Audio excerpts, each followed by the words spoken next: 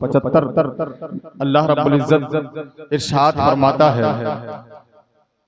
ऐ मेरे ईमान वालों बंदो, ऐ मेरे ईमान वालों बंदो, इन्नमा ज़ालिकुमुश शैतान, कि बेशक ये शैतान ही है।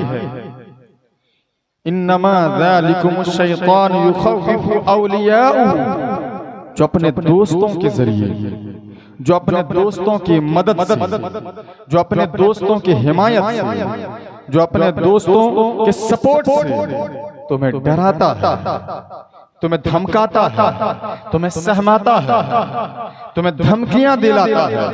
ऐ मेरे ईमान वालों बंदो, ये शैतान है जो दोस्तों की मदद के जरिए तुम्हारे दिलों में ये ख्वाब बैठाता है कि ये जालिम बड़े ताकतवर हैं, ये जालिम बड़े पावरफुल हैं, ये जालिम बड़ी दौलत और सरवत रखते हैं, ये जालिमों के पास आइटम बम है, ये जालिम ताकत में ज्यादा है, ये जालिम तादाद में ज्यादा है।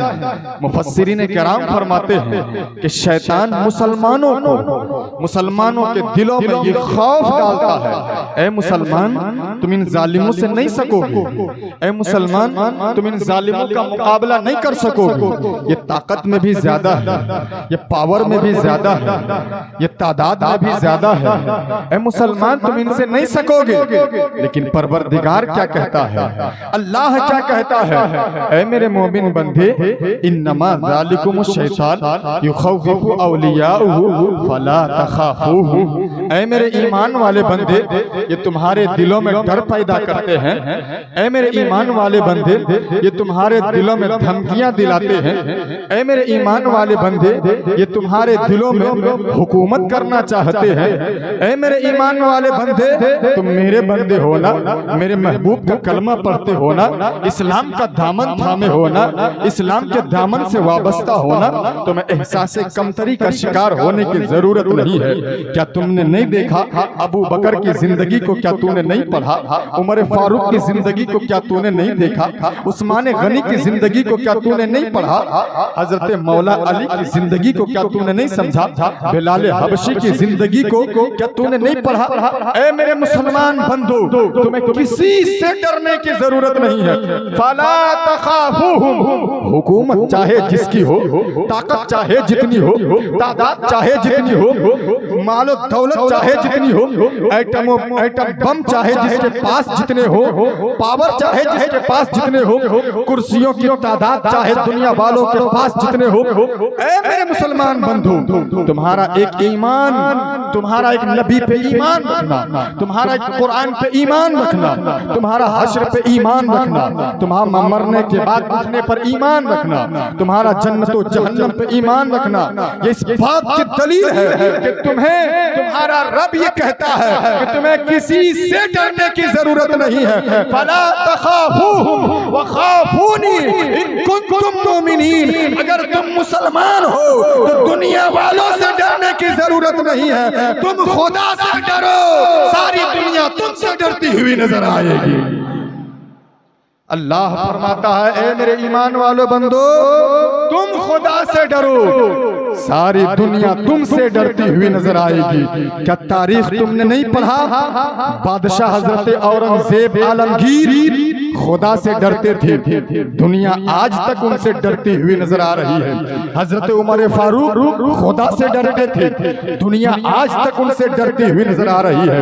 हजरत उमर बिन अब्दुल अजीज खुदा से डरने वाले थे, दुनिया आज तक उनसे डरती हुई नजर आ रही है। और ऐ मुसलमानों, तुम गरीब हो ना, तुम्हारे पास दौलत भी नहीं है, तुम तादाद में भी कम हो, तुम्हारे पास हुकूमत भी नहीं है, तुम्हारे पास ताकत भी नहीं है, तुम्हारे पास कुछ भी नहीं है, लेकिन ये जालिम आज भी तुमसे डरते हैं। इनके दिलों में जो डर है वो डर किस बात की है? और अगर डर नहीं है तो सुबह शाम तुम्हारा ही चर्चा, जब भी रिमोट दबाओ, टीवी खोलो, यही मुसलमान, यही मंदिर, यही मस्जिद, यही कब्रिस्तान, यही ईदगाह, यही खानका, यही मदरसे, यही मुसलमान, यही हिजाब, यही दाढ़ी, यही टोपी, यही कुर्ता, यही पैजामा।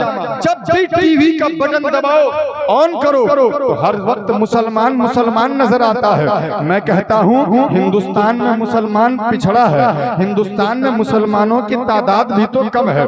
न मुसलमानों के पास ताकत है, न मुसलमानों के पास हुकूमत है, न मुसलमानों के पास कुर्सियां हैं, न मुसलमानों के पास दौलत है, न मुसलमान तादाद में ज्यादा है। फिर ये जालिम हमेशा मुसलमान मुसलमान क्यों करते हैं? इनको डर किस बात का है? ये क्यों डरते हैं इस गरीब मुसलमान से? ये क्यों डरते हैं इस मजलूम मुसलमान से? ये क्यों डरते हैं इस कम ताकत वाले मुसलमान से? वजह क्या है? इन्हें किस बात से डर लगता है? ऐ मुसलमानों, कान खोल के सुन लो।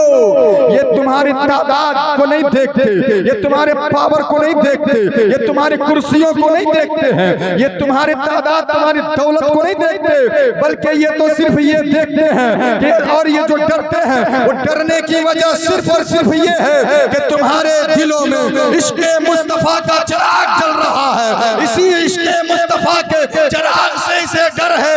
ये जानते हैं कि जब भी कोई आशिक़े रसूल खड़ा हुआ है तो कोई ना कोई मुल्क का हिस्सा फतह होता हुआ नजर आया है। तो आज भी अगर मुल्क हिंदुस्तान में अगर कोई आशिक़े मुस्तफा खड़ा हो जाएगा तो जब ये चाहेगा, जिसकी कुर्सी चाहेगा गिरा देगा, जिसकी हुकूमत चाहेगा उसकी हुकूमत बनाता हुआ नजर आएगा।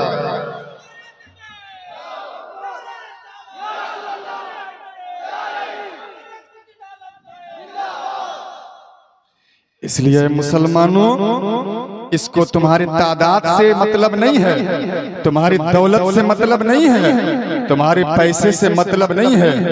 इसके दिलों में जो डर है वो डर सिर्फ इस बात की है कि तुम्हारे दिल में इश्क़े रसूल का चिराग जल रहा है। ये जानते हैं कि जिस दिन इसके दिलों से इश्क़े रसूल का चिराग निकल गया, ये खोखले हो जाएंगे, खोखले। आज आप नहीं देख रहे, चंद सिक्कों के बदले 2, 4, 5, 10 हजार रुपयों के बदले आज लोग ईमान बेच रहे हैं। घर को छोड़ दिया, बीवी बाल बच्चों को छोड़ दिया, डगर डगर घूम रहे हैं, नगर नगर घूम रहे हैं, बोरिया बिस्तर उठाए फिर रहे हैं। क्यों? क्योंकि उन्हें पैसों से प्यार है, उन्हें इश्क़े रसूल से लेना देना नहीं है, उन्हें इश्क़े रसूल से मतलब नहीं है। इसलिए ये उनके पीछे, उन बेईमानों के पीछे नहीं पड़ते, ये उनके पीछे पड़ते हैं जिनके दिलों में इश्क़े रसूल का चिराग जल रहा है, जिनके दिलों में इश्क़े रसूल और मोहब्बत रसूल का चिराग रोशन है। इसलिए इन्हें जो डर है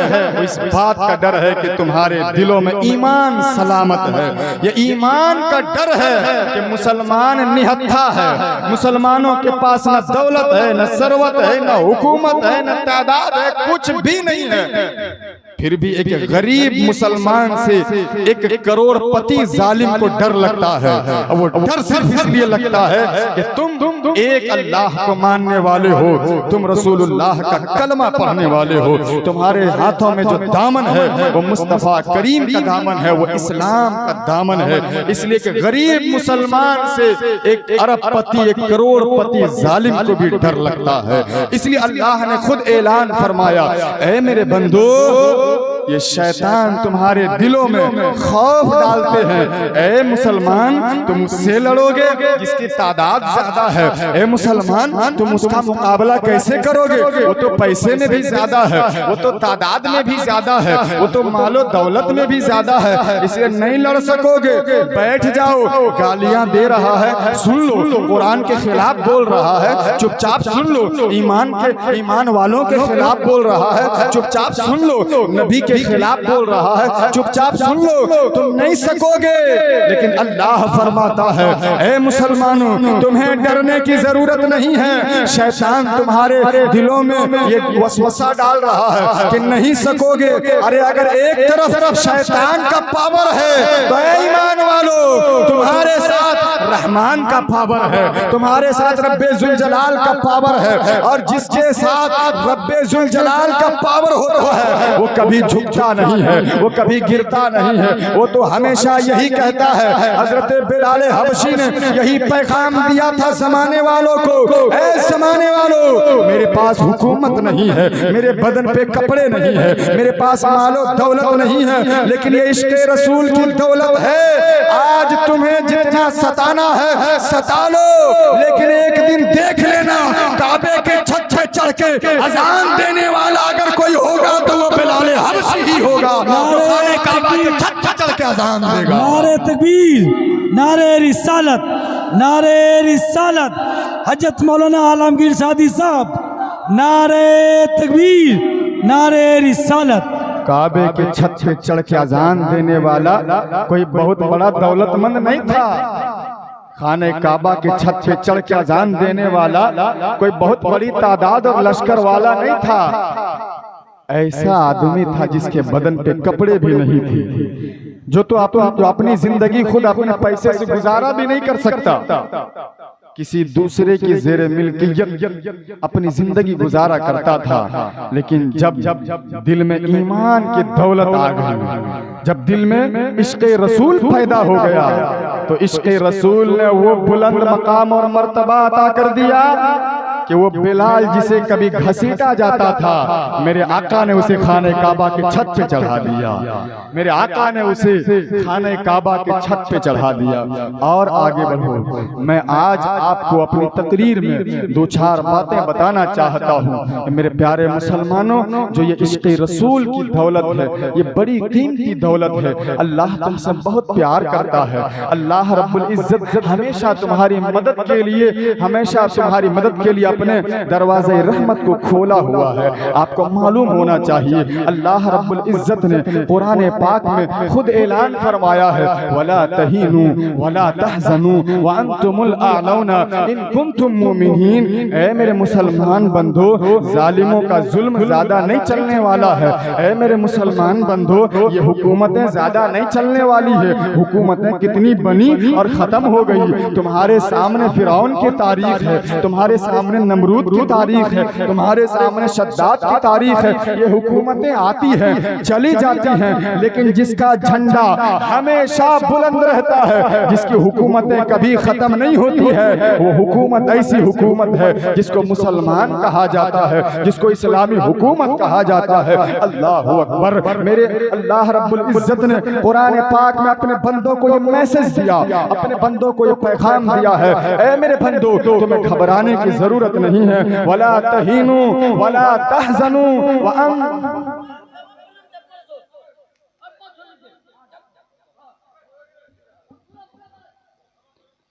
ऐ लोगों, ऐ मेरे मुसलमान बंधो, तुम्हें घबराने की जरूरत नहीं है। तुम ही सर बुलंद रहोगे, तुम ही कामयाब रहोगे, तुम ही कामरान रहोगे जब तक कि तुम मोमिन बनकर रहोगे। यानी जब तुम मोमिन बनकर रहोगे तो सारी दुनिया तुम्हारा साथ छोड़ सकती है, लेकिन रब की ताकत हमेशा तुम्हारे साथ रहा करेगी। रब की ताकत हमेशा तुम्हारे साथ रहा करेगी। आइए हम अपनी गुफ्तगू का आगाज करते हैं। अल्लाह रब्बुल इज्जत की मेहरबानी देखिए, अल्लाह रब्बुल इज्जत का करम देखिए। मुसलमानों, आज हमारे पास सब कुछ है, अगर नहीं है तो वो अमल की दौलत नहीं है, अगर नहीं है तो हम मैदान अमल में नहीं है। हमारे पास मुर्गा पुलाव बिरयानी खाने के लिए सब कुछ है। हम अगर शादी करें तो 5-5 लाख रुपए लुटा देते हैं। अगर हम कोई पार्टी या कोई मजलिस करें तो 10-20 लाख रुपए खर्चा कर देते हैं। लेकिन जब मैदान अमल में आने की बारी आती है तो हम सबसे पीछे नजर आते हैं।